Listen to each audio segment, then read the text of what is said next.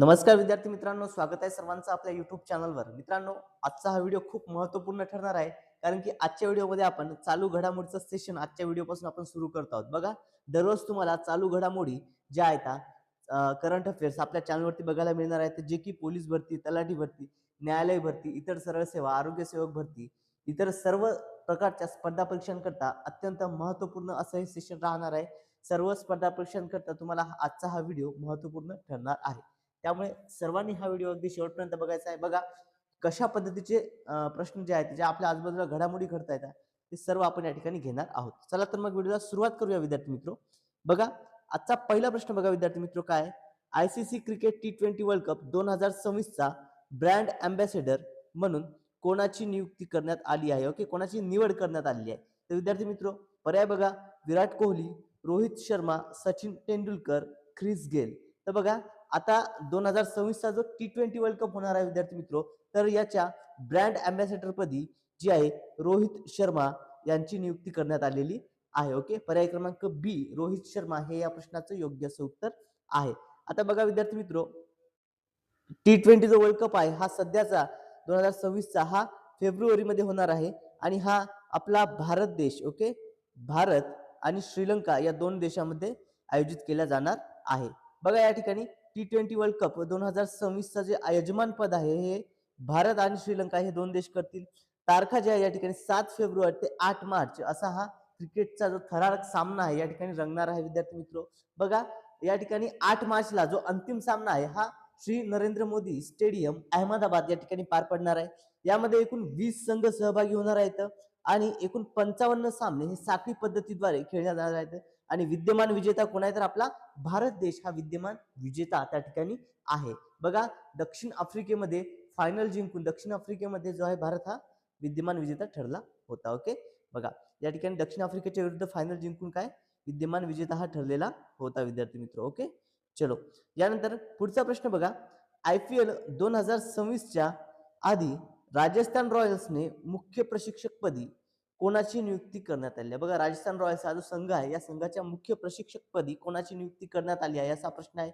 बघा, राहुल द्रविड, कुमार संगकारा, शेन वॉर्न आणि महिला जयवर्धने. तर विद्यार्थी मित्रो, राहुल द्रविड कुमार संगकारा यांची नियुक्ती जी आहे या ठिकाणी राजस्थान रॉयल्सच्या मुख्य प्रशिक्षक पदी करण्यात आलेली आहे. ओके, बघा, आता एक ट्रेड होता. ओके, बघा, IPL मध्ये काय तर ट्रेडद्वारे काय करण्यात आलं आहे?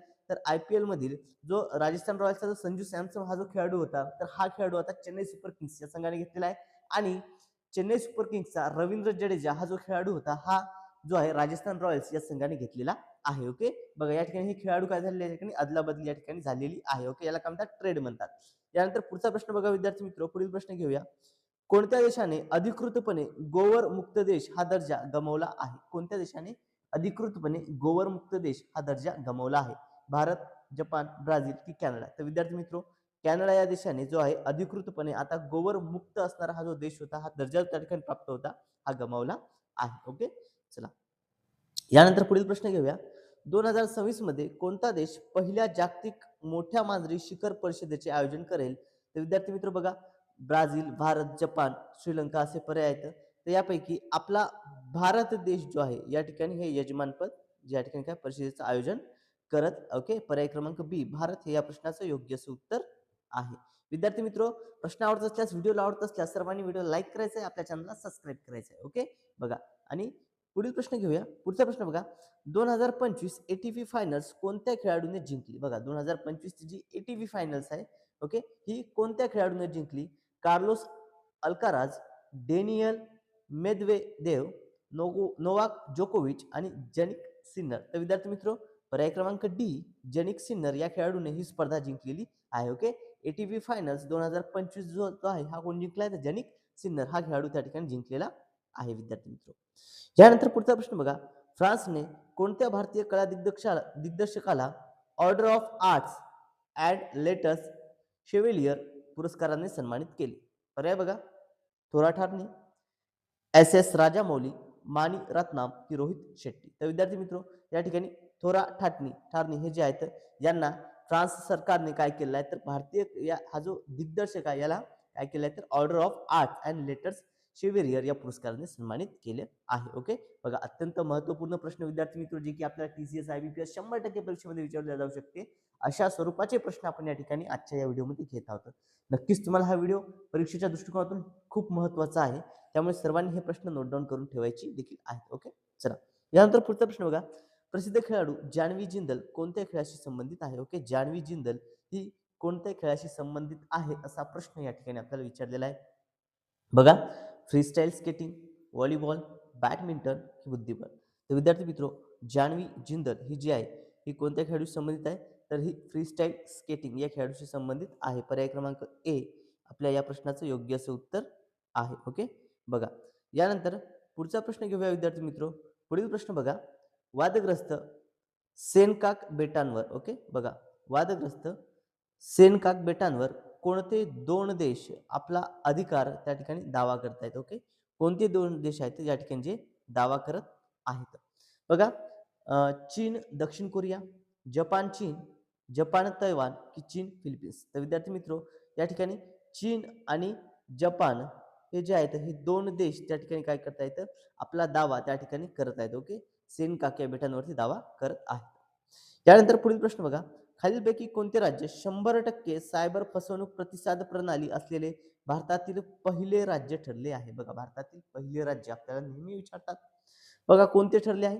महाराष्ट्र, राजस्थान, गोवा की कर्नाटक. तर विद्यार्थी मित्रो, या ठिकाणी गोवा हे जे राज्य आहे हे 100% काय तर सायबर फसवणूक प्रतिसाद प्रणाली असणारे भारतातील पहिले राज्य हे ठरलेलं आहे. ओके, कोणतं? गोवा. चला त्यानंतर पुढचा प्रश्न घेऊया.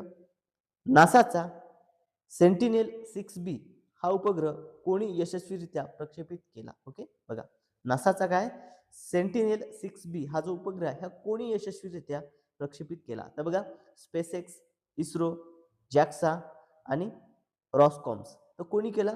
तर विद्यार्थी मित्रो, हा स्पेसएक्सने केला आहे. ओके, स्पेसएक्स पर्याय क्रमांक ए या प्रश्नाचं योग्य उत्तर आहे. यानंतर पुढचा प्रश्न बघा. कोलंबो सुरक्षा परिषदेची 7वी राष्ट्रीय सुरक्षा सल्लागार पातळीची बैठक कोठे आयोजित करण्यात आली? बघा, कोलंबो सुरक्षा परिषदेची 7वी या ठिकाणी राष्ट्रीय सुरक्षा परिषद जी आहे कुठे आयोजित करण्यात आली? तर ही आपल्या भारत देशामध्ये आयोजित करण्यात आली होती. पर्याय क्रमांक बी भारत हे या प्रश्नाचं योग्य उत्तर आहे.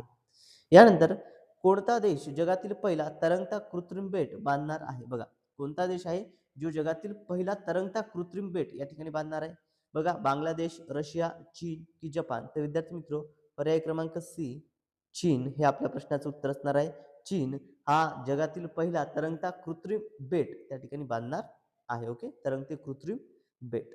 यानंतर हा प्रश्न बघा विद्यार्थी मित्रो, हा MP प्रश्न म्हणूया, कारण की हा प्रश्न आपल्याला परीक्षेमध्ये 100% विचारला जातोच. कुठल्याही पद्धतीने हा प्रश्न येतोच.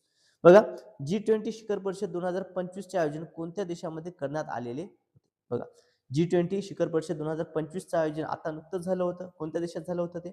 ब्राझील, दक्षिण आफ्रिका, अमेरिका की रशिया. तर विद्यार्थी मित्रो, हे झालं होतं दक्षिण आफ्रिकेमध्ये. पर्याय क्रमांक बी या प्रश्नाचं योग्य असं उत्तर आहे. बघा विद्यार्थी मित्रो, G20 शिखर परिषद जी आहे ही या ठिकाणी दिनांक 22-23 नोव्हेंबर 2025 रोजी दक्षिण आफ्रिकेमध्ये आयोजित करण्यात आली. दक्षिण आफ्रिकेतील जोहान्सबर्ग या ठिकाणी ही आयोजित करण्यात आली. कुठे? जोहान्सबर्ग. ओके, बघा आता ही G20 ची 20वी परिषद होती. किती आवृत्ती होती? तर ही 20वी आवृत्ती त्या ठिकाणी होती आणि आफ्रिकेमधील ही पहिली शिखर परिषद आहे. आफ्रिकेमधील ही पहिली शिखर परिषद आहे.